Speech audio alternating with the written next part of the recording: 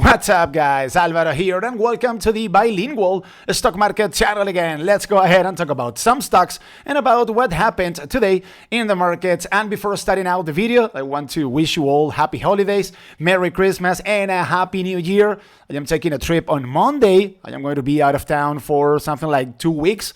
So I am not really sure, guys, if I am going to be able to record any other videos for the remaining of the year. So I wish you guys happy holidays and a Merry Christmas as well. And if I am not able to record any other video in the remaining of the year, I will see you guys once again in January for sure. So without further ado, let's get right into the video.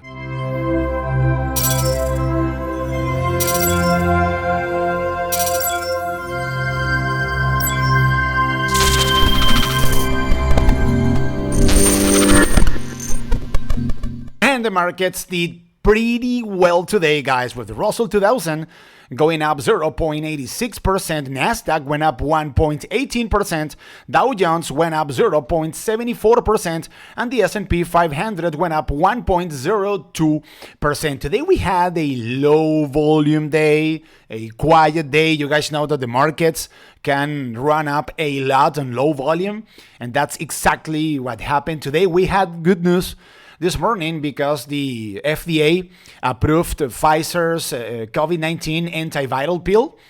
That pill is supposed to have a 90% efficacy, so that's good news when it comes to Omicron.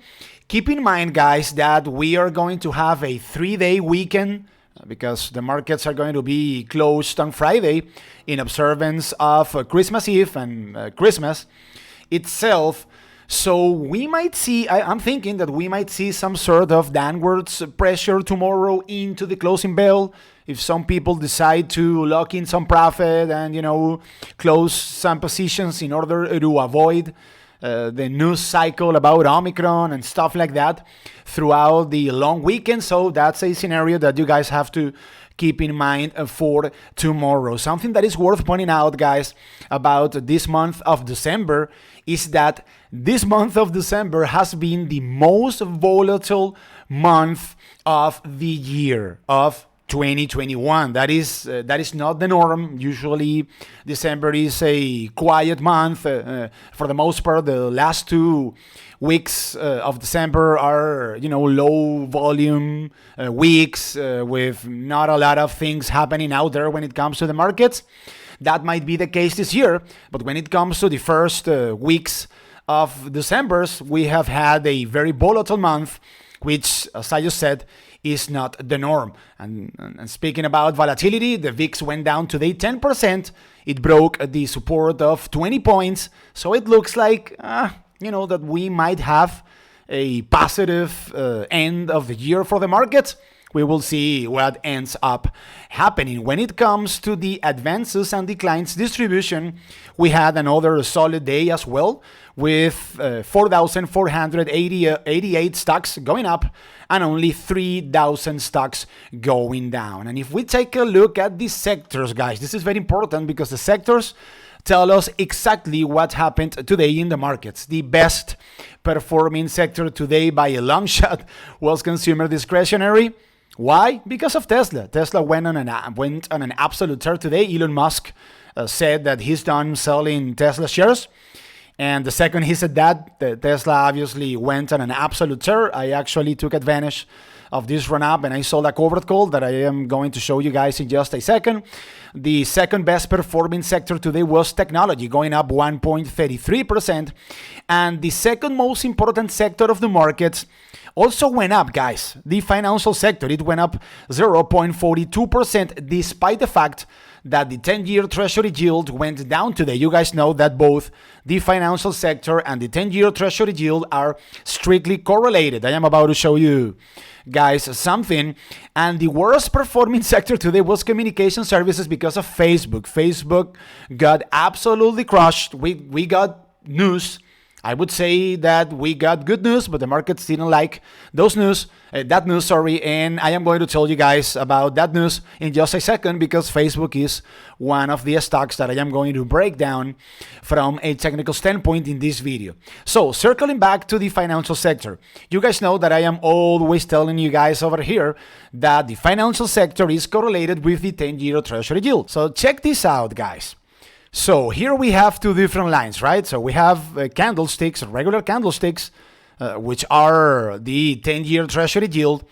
And this purple line that you guys can see over here is the financial sector. So we can easily make the case that these two behave in a very strict correlated way. So this is the reason why I always tell you in every single one of my videos that these two, the financial sector and the 10-year Treasury yield, usually act in a correlated way, and that whenever that doesn't happen, like today, because the 10-year Treasury yield went down 2%, whereas the financial sector ended up going, it went up something like 0.40% or 0.50%, that's backwards, guys. And when it comes to the only trade that I took today, I opened another trade, but when it comes to money that I actually made today, I have to show you guys once again Tesla. You know that I am a long-term investor. I own 110 shares at an average cost of $263. And as of now, I have an unrealized gain of $82,000, but this is a long-term position. I am looking at least 5 years out. So I am not locking in the profit over here anytime soon. So today I took advantage of the run-up of Tesla and I sold the $1,270 call that expires on January 14, and I made $490, guys. I can't complain about this trade. We are looking at, for the most part, a 22-day trade. And if something happens, something negative happens with Tesla stock, you never know, a tweet of Elon or whatever.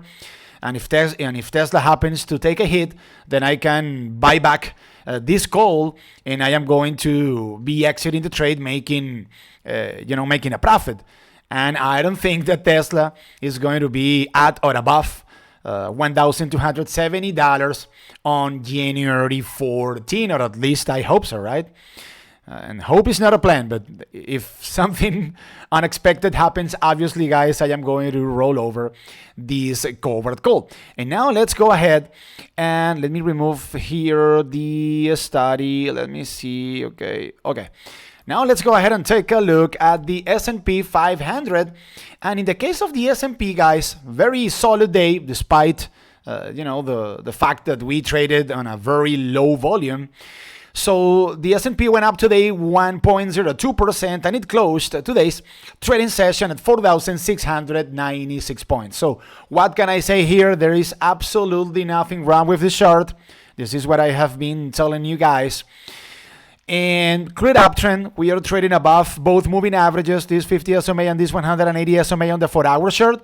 Something that is worth pointing out.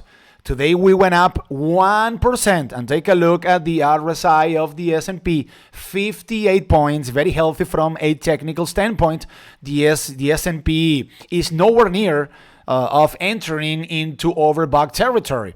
So I am going to zoom in here on the 4-hour chart, and I am going to draw a line over here. Oh, I have the wrong drawing tool. Sorry about that. Okay, let me draw a line over here.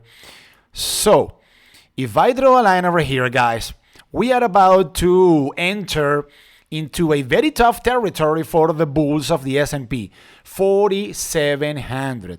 So check this out, guys. The bulls of the S&P have failed at 4,700 on 1, 2, 3, 4, 5, 6, 7, 8 occasions before. So this is a tough one, guys. So for the bulls, it's imperative bursting above 4,700 and at least try to close 2 consecutive trading sessions without losing the support of 4,700 that tomorrow is going to obviously act as a resistance, but if the bulls happen to be able to burst above 4,700, then 4,700 is supposed to act as a new support. So this is going to be a tough one, we can argue, for the bulls of the S&P 500. If the bulls happen to be able to take on 4,700 and start to consolidate slightly above that area, then obviously the next important gap that they are going to have to fill is going to be up to all-time high at 4,743 points, 47.43. So if you ask me about what do I believe is the most, let's say, a possible outcome over here, I would say that the bulls are going to take on 4,700, and on this occasion, and taking into account the low volume that we traded on today, I think that we are going to see a new all-time high in the S&P 500. I wouldn't say tomorrow, obviously, or that can happen tomorrow, obviously, but I would say that this is a likely scenario for next week. And now let's go ahead and take a look at the NASDAQ 100 that today went up 1.21% and it closed today's trading session at 16,180 points. So the bulls reconquered this 50 SMA on the 4-hour chart. They also burst above 16,000 points, which I told you guys in yesterday's video that was going to be the main area of overhead resistance for the bulls of the NASDAQ 100. So the RSI is at 58 points, very healthy from a technical standpoint. So I see, guys, the bulls filling the next gap up to 16,300 points. This would be a push to the upside, guys, of only 0.80%. So this is a move that the bulls could be potentially making maybe tomorrow. So the NDX, and as I just said in the case of the S&P 500, looks pretty bullish, guys. Clear uptrend. We are trading above the moving averages. RSI at 58 points. So there is no reason from a technical standpoint to believe that we are going to go lower. It can happen, obviously. We never know, right? The markets are unpredictable. But according to this 4-hour chart, the bulls are very likely to be able to fill the next gap up to 16,300 points. And now let's go ahead and take a look at the very first stock of this video, Facebook, Meta Platforms. And in the case of Facebook, the stock of this company went down today 1.12% and it closed today's trading session at $330.45. And we had news about Facebook. I think that we got good news. So let me pull up here the live news tab, because Facebook announced, guys, that they are acquiring a company that is based here in North Carolina. So Meta Platforms has acquired Imagine Optics, is the name of the company. The financial terms of the transaction remain undisclosed, so we don't know how much money is Facebook going to pay for this company. Imagine Optics is a North Carolina-based startup specializing in liquid crystal lenses that could be instrumental in reducing the size of VR headsets. You guys know that I own an Oculus headset. That's the best purchase ever. For me, I mean, the metaverse is absolutely unbelievable. The virtual reality videos are the immersive, let's say, experience is unbelievable, guys. Once I purchased my Oculus headset, I became a super bull of the metaverse. So let's see what is here. Meta, formerly Facebook, is the world's largest online social network. Price action. Yeah, so I think that Facebook went down today on this news, guys, because we don't know how much money the purchase of this company is going to cost for Facebook, right? But this is good news. We already know that Facebook is, that Facebook is going to invest in a very aggressive way in the metaverse. And the acquisition of this company seems to be a step in the right direction. So we saw a nice drop. Let me pull up here the 1 day, 1 minute. And yeah, Facebook was at around $334, guys, when this news came out, and we saw a dip down to $328. So I'm thinking, guys, that if tomorrow I happen to see the stock of this company taking on this 180 SMA on the 4-hour chart at $332 on good volume and momentum, I believe that the bulls of Facebook are going to be able to fill the next gap up to $343. $343 happens to be a former area of resistance back from November 16, also back from late October, also back from late June, and lastly, this area, $344, also acted as support back in early July. So I'm thinking, guys, that if we were able to take a momentum trade once we confirmed that Facebook was able to take on this 180 SMA on the 4-hour chart, let's say that we pick up some shares at $333, $334, and if we write them up to $344 each, we're looking at a 3% profit. Relative strength index of Facebook at 48 points. So watch out for Facebook, because if the bulls can take on $332, I believe that the stock of this company might be off to the races. And I also believe that Facebook sold off today, and news that we cannot yet determine whether it was good news or bad news. And the second stock of this video is going to be Coinbase Global. And in the case of Coinbase, the stock of this company went up today 2.77%, and it closed today's trading session at 250. Sorry, guys, if I can speak today. And it closed today's trading session at $254.55. And we also got news about Coinbase, but in the case of Coinbase, we got good news. So Oppenheimer says that Coinbase is a 2022 top pick. Let me see if I can pull up here the live news tab. And we have a new price target for Coinbase, guys. Get this, $444. Jeez. So these guys of Oppenheimer are very, but very bullish on Coinbase. So Oppenheimer analyst Owen Lau, I must be butchering the last name of this guy, predicted more investors will consider digital assets as an option of corporate treasury management. Institutional participation, guys. So here it says, I am quoting over here, for institutional investors who are interested in getting exposure to digital assets, we believe Coin is well positioned to benefit from it, the analyst said. More importantly, we are still in the early innings of this development. What I always tell you guys, we are at the early stages of a monetary revolution, and we believe, he says, many investors are still on the sidelines. $444. Is any of you guys willing to buy lips on Coinbase? I might think about it. I believe that Coinbase, if I have to pick two stocks as the as the best Bitcoin plays in the stock market, I would say that Coinbase and Mira would be my picks, right? So you guys know that I am an ultra bull on the crypto space. Here you guys can see my Ethereum t-shirt. I am a long-term investor in Ethereum.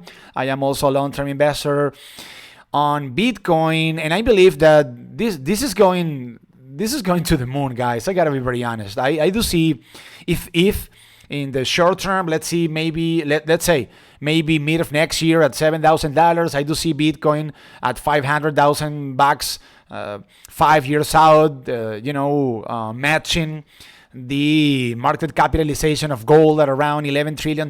So I am an ultra bull, and I should be picking up Coinbase at these levels.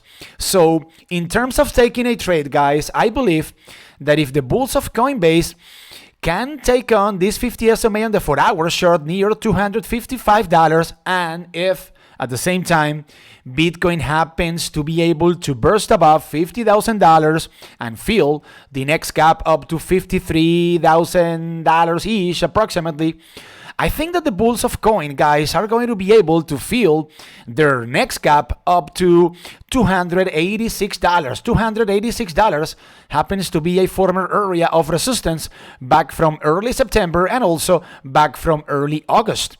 So if we were able to take a trade, guys, from near $255-ish up to $288, we are looking at an 11% profit. So needless to say, guys, coin is going to remain on the very top of my personal watch list. Today we had a very bullish price target that was put out by Oppenheimer, and I think that the Bitcoin is going to start to recover anytime soon.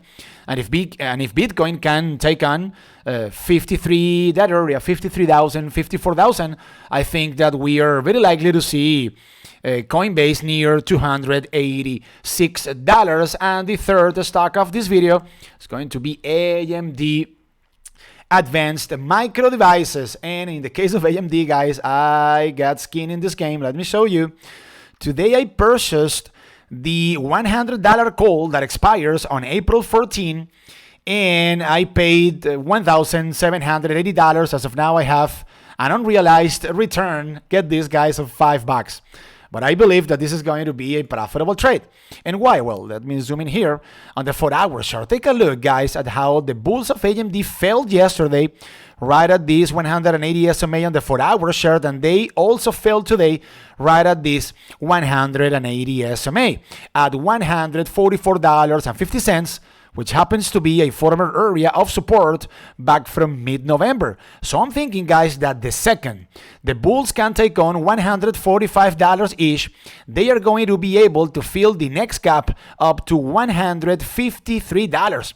$153 happens to be a former area of resistance back from November 16 and also back from November 9th.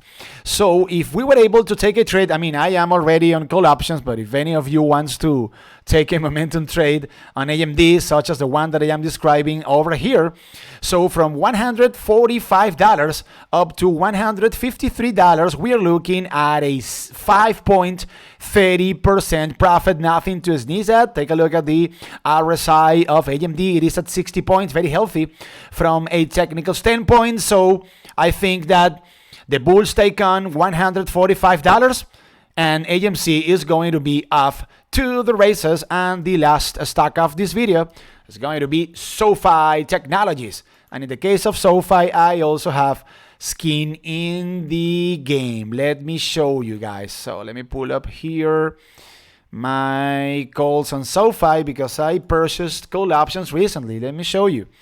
I have an unrealized gain over here of $30. So I purchased 3 call options of Sofi with a strike price of $12.05. And these 3 calls expire on March 3rd. On March 18. So let me pull up here the 4-hour chart. And guys, among all of the severely beaten down stocks, I would say that one of the stocks that I am bullish the most is Sofi, guys. Sofi is a company that has been able to grow the revenue in an exponential way. Obviously, this is the stock of a company that trades on higher multiples. And since we got the CPI data report of November, Sofi got absolutely crushed. And maybe, this is, the key word here is maybe. $13.60 might be the bottom, guys. We don't know. But I do believe that if Sofi can take on, because let me pull up here, guys, the 5-day, 5-minute. Take a look at how the bulls of Sofi haven't been able to take on $15.30. So the bulls failed at this spot, $15.20, $15.30. This was on Friday, also on Monday, and today as well. No, sorry, today is Wednesday, guys, sorry. So we failed today, we failed on Tuesday, and the bulls, or we, I can say because I have skin in this game, failed at $15.20 on Monday as well. So Needless to say, guys, $15.20, $15.30 each has turned into an absolute nightmare for the bulls of Sofi. And check this out. So the bulls of Sofi have been failing right at this 50 SMA on the 4-hour chart. And if we take a look at the RSI of Sofi, it is at 52 points, very healthy from a technical standpoint. So if the bulls of Sofi can definitely take on that area between $15.20 and $15.30, I think that they are going to be able to fill at least the next gap up to $16.08. So I might actually also give a thought about taking a regular trade with shares, guys, because if we pick up shares of Sofi at $15.30 or $15.40, and if we write them up to $16.10, we're looking at a 5% profit, guys. Nothing to sneeze at. And on top of that, I also have calls of Sofi as well. But in the case of my calls, I am not in a rush. Those calls expire in March, so I might be locking in the profit once Sofi hits $17.66, which would be the other gap that the stock of this company has to fill. So watch out for Sofi, guys. I think that if the bulls can take on this area slightly above $15.30, the stock of this company is going to be off to the races. And with Sofi Technologies, I am going to wrap up this video. Thank you very much for your attention, and thank you very much for hanging out with me once again. Remember and keep in mind, guys, that here on the Bilingual Stock Market channel, we are posting stock market update videos Mondays through Thursdays, 3 or 4 hours after the market closes. So if you want to get all of the notifications of all of our videos in a timely manner, you have to be subscribed to this YouTube channel, but you also need to activate the notification bell right up there. Follow us on Instagram as well, guys, at Bilingual Stock Market. And remember that this is the Bilingual Stock Market channel, the YouTube channel in which we talk about the markets, but we do it in English and Spanish as well, so you can pick your preferred language. But most importantly, this is the YouTube channel in which we know that the wonderful world of Wall Street is not for geniuses, it is for entrepreneurs just like you guys and myself. My name is Alvaro, and I will see you guys once again for sure in January. Or maybe, let's see if during my trip I can manage to record some videos here and there. So once again, guys, happy holidays, Merry Christmas, and a Happy New Year. Peace out.